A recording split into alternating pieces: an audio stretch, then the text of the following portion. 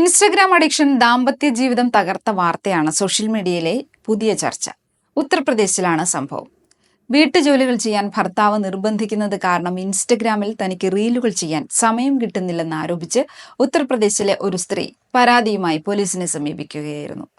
ഭർത്താവിന്റെ നിർദ്ദേശപ്രകാരം സോഷ്യൽ മീഡിയയിൽ ചെലവഴിക്കുന്ന സമയം യുവതി കുറച്ചതോടെ ഫോളോവേഴ്സിന്റെ എണ്ണം കുറഞ്ഞതായി യുവതിയുടെ ശ്രദ്ധയിൽപ്പെട്ടു.